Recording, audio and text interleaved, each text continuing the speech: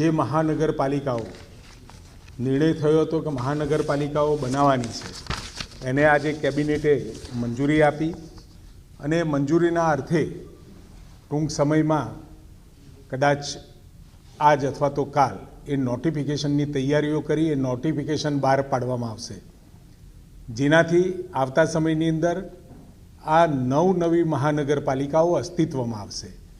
અસ્તિત્વમાં આવેલી આ 9 મહાનગરપાલિકાઓ થતાં ગુજરાતનો અર્બન વિસ્તાર 50% કરતાં પણ વધી જશે અને એના કારણે અર્બન વિસ્તારમાં આ મહાનગરપાલિકાઓના કારણે આઉટર સ્કર્ટની અંદર એટલે કે આજુબાજુના વિસ્તારો કે જે ડેવલપ થયા હોય એમાં ગામડા પણ આવી જાય, નગરપાલિકાઓ નજીકની હોય તો એવા તમામ ગામડાઓ અને નગરપાલિકાઓ જોડી અને મહાનગરપાલિકા થતાં વધુ સત્તા, વધુ કાર્યક્ષમતાથી, સુનિયોજિત આયોજનથી એ શહેરોનો વિકાસ થાય અને શહેરો એ કોઈ પણ રાજ્ય માટે એ ગ્રોથ એન્જિનનું કામ કરતા હોય છે અને સૌથી વધુ અર્બેનાઇઝેશન ગુજરાતમાં છે.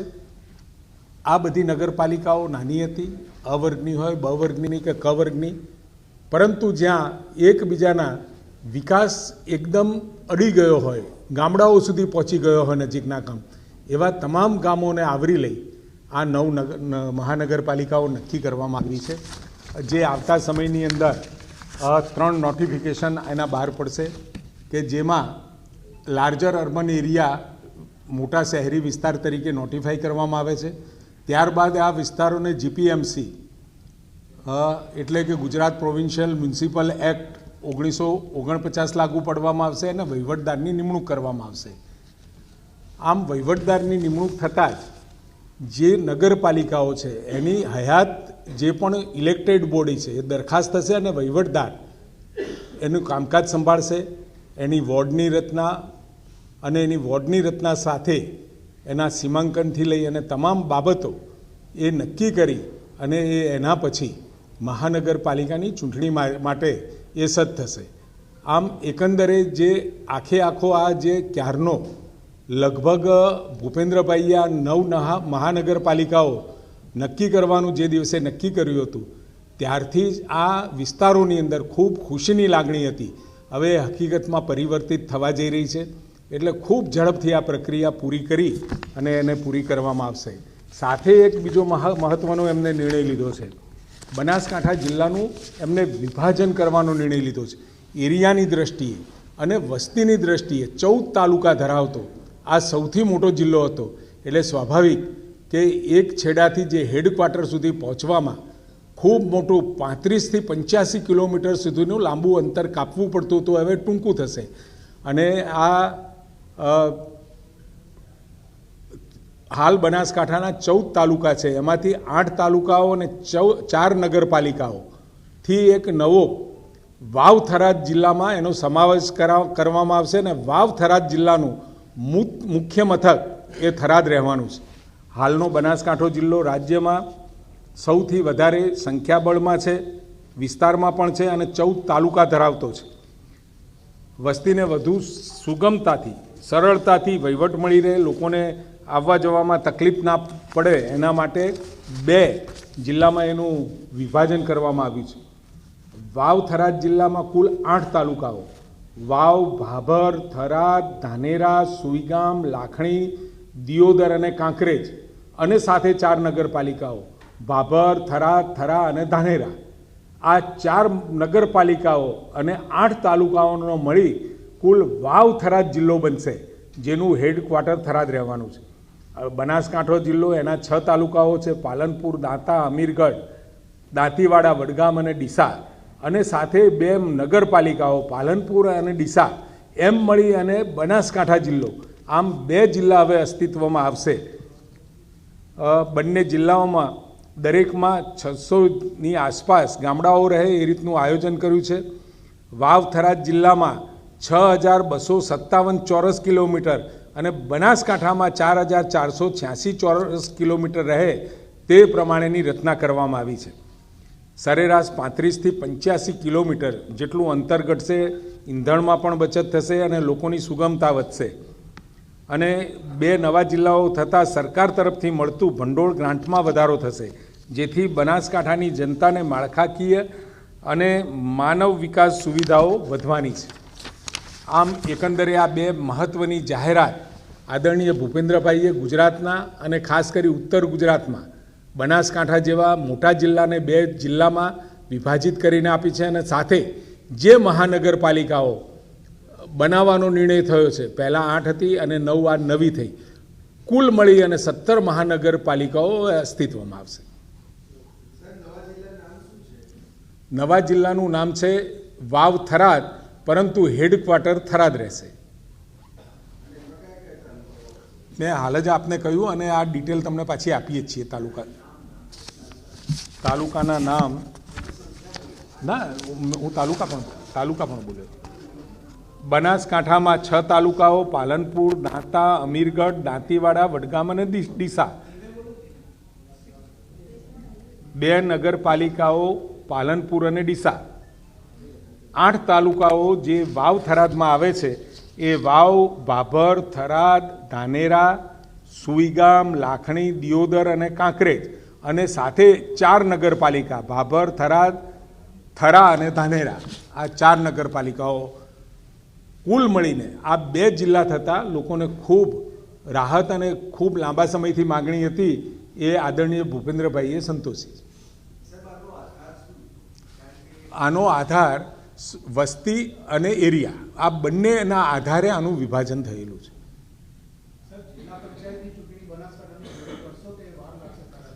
નહીં, હવે આખું જ્યાં સુધી આ જિલ્લા, એનું સીમાંકન, વહીવટી મહેકમ, એની ઓફિસ, આ બધું નહીં થઈ જાય ત્યાં સુધી એની ચૂંટણીઓ નહીં થાય.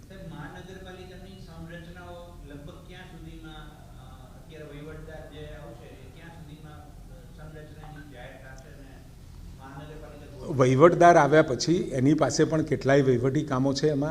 એમાં વોર્ડનું સીમાંકન, જે તે ગામ ભળ્યા હોય, નગરપાલિકા ભળી હોય, એટલે એક સરખા વોર્ડમાં એને વિભાજિત કરવું, એના સ્ટાફ અને મહેકમની વ્યવસ્થા કરવી, તો અહીંયા સરકાર પાસે માગશે એટલે મળી જશે. પરંતુ એકંદરે આ આખી કામગીરી કરતાં સમય તો લાગશે.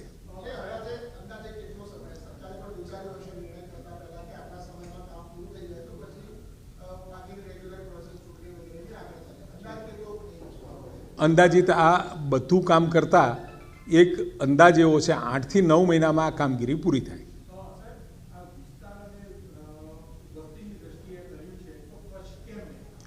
કચ્છની અંદર એરિયા મોટો છે, કિલોમીટર વાઇઝ અંતર વધારે છે, પરંતુ વસ્તીની દ્રષ્ટિએ અત્યારે એ બીજા જિલ્લાઓની કમ્પેરિઝનમાં ઓછી છે.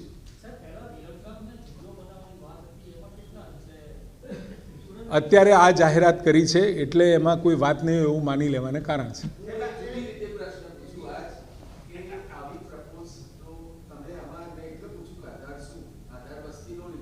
વસ્તી અને વિસ્તાર.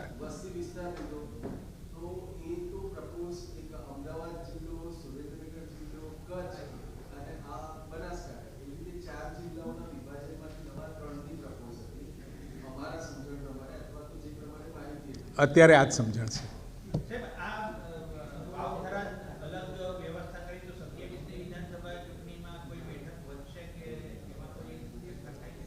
એ પાછળની વાત છે, એ ચૂંટણી પંચ નિર્ણય લેશે વસ્તીના આધારે.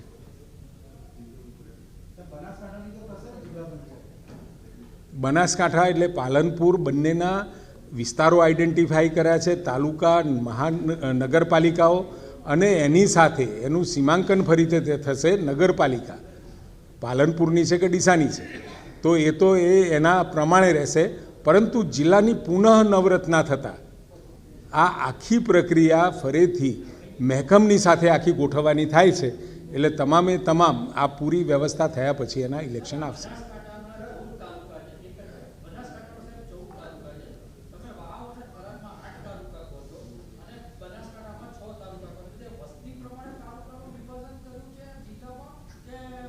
વિસ્તાર અને વસ્તી બંને, અને એવરેજ જે ગામોની સંખ્યા છે એ લગભગ સરખી રહે એ રીતે.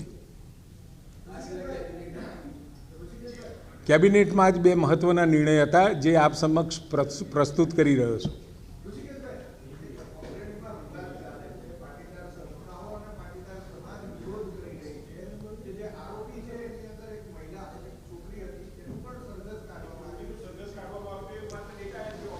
મેં જે જાણકારી લીધી એ પ્રમાણે એ સરઘસ નથી કાઢ્યું, પરંતુ કોઈ પણ પ્રકારનો બનાવ ઇન્સિડન્સ બને, ગુનો બને એટલે એનું રિકન્સ્ટ્રક્શન થાય. રિકન્સ્ટ્રક્શન હતું. તમે કદાચ જોયું હશે તો પોલીસ અથવા તો આરોપીઓ જે અત્યારે નોંધવામાં આવ્યા છે, ક્યાંય તમને એવી બોડી લેંગ્વેજ પણ જોવા નહીં મળે કે એમના ઉપર ક્યાંય બળજબરી થઈ હોય, અત્યાચાર થયો હોય, પરંતુ ઘટનાનું પુનઃ કેવી રીતે થઈ એનું રિકન્સ્ટ્રક્શન હતું.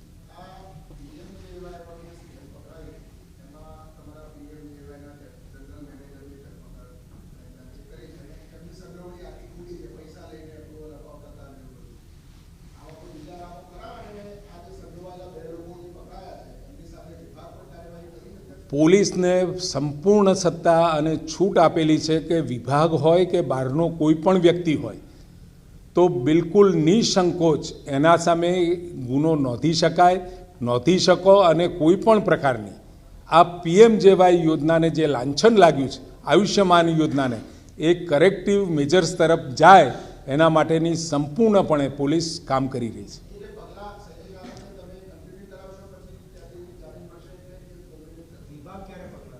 વિભાગ ચોક્કસ પગલાં લેશે. પોલીસના રિપોર્ટના આધારે વિભાગ ચોક્કસ પગલાં લેશે. એના સામે ટર્મિનેટ કરવાના હોય તો ટર્મિનેટ પણ કરવામાં આવશે.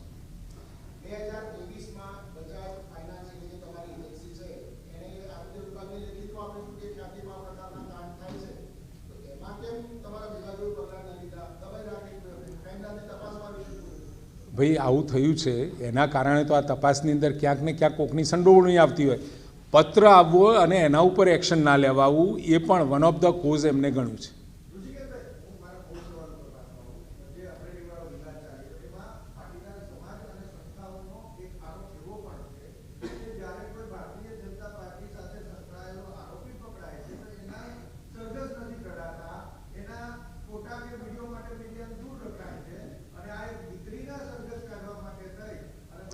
આ દીકરીનું સરઘસ નથી. મેં જે માહિતી લીધી એ પ્રમાણે આખી ઘટનાનું રિકન્સ્ટ્રક્શન માટે એ જે આરોપીઓ હતા એની જે તે સ્થળની મુલાકાત લીધેલી છે. ચાલો, થેન્ક યુ. તો મહત્વની જાહેરાત કરવામાં આવી જે બનાસકાંઠા જિલ્લો જેનું વિભાજન કરવામાં આવ્યું. અત્યાર સુધીમાં જે ગુજરાતમાં 33 જિલ્લાઓ હતા જે હવે 34 જિલ્લાઓ કરવામાં આવશે, જેમાં વાવ થરાદ જિલ્લો અમલમાં આવશે અને થરાદ એનું મહત્વનું સેન્ટર રહેશે. સાથે સાથે જે વાત કરવામાં આવી આણંદ પાલિકાને મહાનગરપાલિકાનો દરજ્જો, કુલ 9 મહાનગરપાલિકાને દરજ્જો આપવામાં આવશે. મહેસાણા, ગાંધીધામ, વાપી, આણંદ, નડિયાદ આ તમામને મહાનગરપાલિકાનો દરજ્જો આપવાની કેબિનેટે મંજૂરી આપી છે.